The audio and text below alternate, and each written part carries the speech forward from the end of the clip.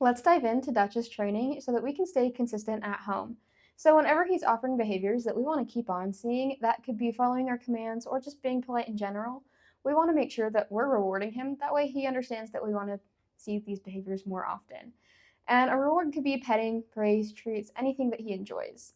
And then if he's ever offering behaviors that we don't want to see, that could be maybe pulling ahead on the leash or being a little mouthy with our hands, leash, anything like that. We're going to follow through with our training equipment. That way we can communicate with him that we don't like those behaviors and we'll see them less often. So he's still on that prong collar and he's doing great with it. So however we're going to use it, it'll be up at the top of his neck, closest to his ears. So if he has his remote collar and this one on, this one's going to be the highest up on his neck. And whenever he's offering those unwanted behaviors like going ahead of us on a walk or maybe trying to eat a piece of grass, we're going to tell him no and give him a pop and release with the leash. So no, pop, release, and then continuing on with our walk. We don't want to have constant pressure on the prong collar, so we're just going to use that pop and make sure we release so that there's not that constant pressure and we can get him back to where he needs to be. And then this right here is his remote collar. To turn it on and off, you'll find the little red dots. There's one right here on the side of the remote and one on the collar itself. You'll touch those two together and that green light means it is on. To turn on the remote, there's that L button on the back. You're going to press and hold that and the screen will flash blue. So how this is used is very similar. So anytime he's offering any of those unwanted behaviors, we're going to mark it by saying no and then press this black S button on the side right here. So no, black S button, and then continuing on with whatever we're doing. And then let's go over some of his commands. So first we have sit and down. Both of those commands have implied stays. So once we tell him to go into a sit or a down, he's not allowed to get up until we tell him his release word, which is free. So once he's in that free command, he's able to do as he pleases. He can sniff, do his business, hang out with us, anything like that. But if he starts to offer any of those unwanted behaviors that we mentioned before, we want to make sure that we're still communicating with him with the leash or with our remote collar. So for example, if we have him in a sit or a down and we go to open a door and he gets up, what we're going to do is we're going to put him back in that sit or down and try again with that door until he gets it right. So anything that breaks him out of any of his commands, we're just going to repeat until he understands that he has to stay until we release him. And then next we have heel. So for heel, he walks on our right-hand side right next to our leg. And if he goes a little too far to the front or starts to swerve off to sniff, grab a piece of grass, anything like that, we're going to use our prong collar and give him a pop and release to get him right back where he needs to be. And we're going to use that leash to move him to whatever position. So if he's too far ahead of us, we're going to pop backwards. If he's too far to the side, we're going to pop into us, and so on like that. And then while he's in that heel position, he's not allowed to sniff the ground, play with our hand, be wonky, anything like that. If he does, we're going to communicate with him using our tools like I showed you before. And then if he's walking in that position that we want him to, we're going to use our rewards to let him know to continue on staying right there. So whenever he's in that position, you can tell him good heel, you can give him a treat, a little pat on the head, something like that, just to let him know that that's where we want to see him. And then usually during a walk, we only have him in that heel position around 80 or 90% of the time. The other 10 or 20% will have him in that free. So like I mentioned, he's good to go sniff, do his business, anything like that. But if he starts to go crazy and pull at the end of the leash, we're going to bring him back to us in a heel and continue on our walk. And then next we have our place command. So place is a boundary stay. So whenever he's on his place bed, he could sit, he could stand, he can get comfortable, maybe get his wiggles out if there's something exciting happening. But he's still not able to offer any of those unwanted behaviors. So if he starts to bark, maybe jump, be a little mouthy with anything, we need to make sure we're still letting him know that he's not allowed to do that. But that one especially is good for if we're having people over or if we're making dinner. That way he can get his excitement out over on the place bed, and so he's not going to offer the behavior of jumping on people or being mouthy. And then next we have come when called. So whenever we're practicing this one at home, we want to make sure we have a leash on him, super long leash. That way we can establish that super firm boundary. So whenever we're practicing it, we're going to let him get out of our space and explore. Once he's out of our space, we're going to tell him to come, nice, loud, and firm. Once he gets into our space, he will go into a sit position. And once he's in that sit, we're able to reward him. With this command, even if he doesn't come right to us right away, we still want to make sure we're rewarding him. That way we're the fun thing and we're more exciting than whatever's happening outside. And then if he doesn't come back to us, that's okay. Since he has that leash on, we're going to reel him in and we're just going to practice again until he gets it right. And then next we have leave it. So leave it, whenever we're practicing at home, especially as well, we want to make sure we have him on a leash. That way, if he does go for whatever object we're practicing with, we can address it. So whenever we're practicing it, we're going to toss that object away from him, tell him leave it, and then he'll go into a sit position. Once he's in that sit, we're going to reward him from our hand. And then ideally, we're not going to let him go get that object, especially because he loves to pick things up off the floor. So we're going to pick up that object before we release him from his sit. So again, once we tell him to leave it, he'll sit. We're going to keep him in that sit while we go retrieve whatever object and then release him. And that is all of his commands. So now we're going to watch him go do them out in public.